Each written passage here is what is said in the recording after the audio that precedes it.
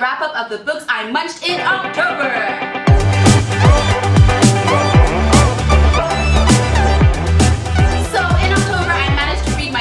Books a month, my one book every 10 days approximately, and I really enjoyed the majority of them, basically 2 out of 3. One of them did not hit the mark for me, but let me just tell you now in the review. The first book that I read in October was The School for Good and Evil, The Last Ever After, which is the final in the School for Good and Evil trilogy, the story of Sophie and Agatha. However, there are other books in the series, but I'm not sure what path they follow, what characters they follow. I might look into them, but basically this is the book that didn't hit the mark for me, so now I'm not sure if I'm going to continue with the series, but this is the end of their story, so I do know how the overall series, first part series ended, so I'm kind of happy with that, and I might just leave it at that. So basically this is the ultimate climax, because throughout the whole series, basically Sophie and Agatha are best friends, but one of them is the witch and one of them is the princess, and they don't kind of have a choice in that. That's kind of like their human nature. It's like it's in them, and it's kind of basically a story or a series of like human nature and can you fight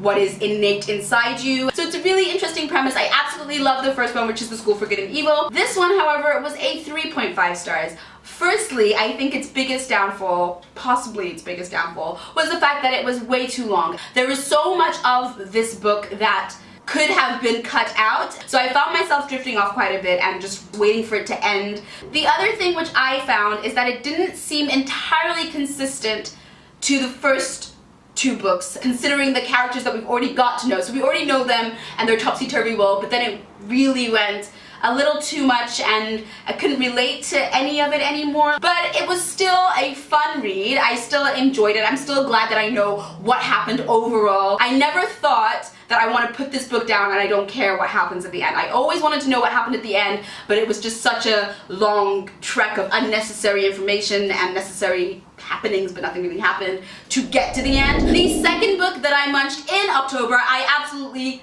devoured. It was a very welcome surprise. It's a series that I've heard of a lot, and I kept saying, oh yeah, I'm gonna read that one day, oh yeah, I'm gonna read that one day, and I honestly don't know why I didn't pick it up, but I just didn't pick it up. I just kept saying, that looks so good. But anyways, so my friend Thane, who I've mentioned before, because he's like my only other reader friend that reads like YA fantasy and just all that gloriousness. So he actually bought this book to read on holiday and he absolutely loved it, and he was the one that was like, take it. That book is Truth Witch by Susan Dennard. So yes, I'm sure you've all heard of it as well because it's really popular. Apparently a series is coming out about it. I'm excited and nervous because, you know, I would love to see it in live action. I love seeing live action of books, but then sometimes they just don't do it right and then I get really frustrated. Like, I think I'm one of the very few people that did not enjoy Shadowhunters because I was just like, okay, it's nice, but it's not Mortal Instruments. It's just not Mortal Instruments. So Truth Witch mainly follows the lives of Isolde and Sophia. They are 2 really great friends, like best friends, but like the best. But basically one of them gambles and she loses some money and she's annoyed because she feels like she's been, you know, like hustled, and so they set up like a trap just to like get back at these people that hustle them, and basically things go completely wrong and they end up offending the wrong group of people that you don't want to offend. And one of these people, or basically it's the Guildmaster, and his bodyguard is a blood witch, and blood witch people can control your blood, so they can, you know, do things to you, and your blood does things inside you and you lose control of yourself, and they can control you, but it's not great. But Sophia is a truth witch, so she also has a highly coveted gift, and it's rare and nobody knows that she is a truth witch, which is the ability to tell when people are telling you the truth. I'm still not entirely sure of how useful this power is or why it's such a coveted gift, because, you know, there's people with real skills here in this book. So anyway, she ends up going on this big unexpected plot twisty adventure. There is a handsome prince who's got issues of his own, and we kind of get an insight into his life, which is also fantastic, brilliant, captivating, exciting, and basically of course their paths end up crossing, and Isolde and Sophia and Merrick, who is the prince, just end up on a very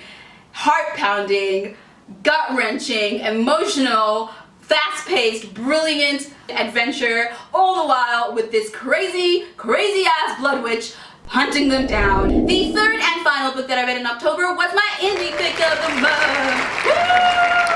So this month it it was, or last month, October, it was Immortal Plunder by Kelly St. Clair. So Immortal Plunder is pirates, and I absolutely love pirates, and basically it's a pirate girl, so she's like, you know, the pirate princess living with her 6 fathers. Now obviously they're not all her fathers, and they're not related, but you know, she sees them as her fathers, they take care of her. They end up getting themselves into a little bit of trouble with a rival crew. There's a hunt for treasure, there's the return of magic in a magicless world, and things just go crazy from there. But yeah, there's just a whole bunch of magical epicness, gloriousness, plus pirates, plus bandits, plus thievery, and of course deserted islands and all that gloriousness. What I really loved about Immortal Plunder, well, I love the story, but what I really loved about it as well, that I felt added an extra oomph and extra enjoyment to the story, is that the narration really reflected the voice of the pirates. So the way the pirates talked is very piratey, but you know, like ye, be, you, he, ha, ho, ha, because that's how I talk pirate. So when she would speak, you felt really immersed. It was just an extra little sensory delight that you were really immersed in the world. Also, I mean, I didn't know a lot of the jargon of the ships, so it wasn't like oh, I could really visualize each part of the ship because I know each part of the ship,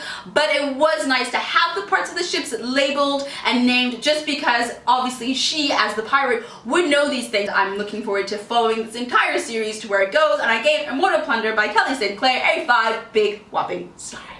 And that is all for the books I munched this month in August. No, what the hell? And that is all for the books I munched last month in October, and I will be telling you about the books that I am reading this month at the end of this month, beginning of next month, which is December, which is crazy. And that is all for today. Thank you so much for watching this video. If you enjoyed this video, then please consider giving it a thumbs up, and if you like all my other videos, then please consider subscribing. And until next time, I'll see you. Bye!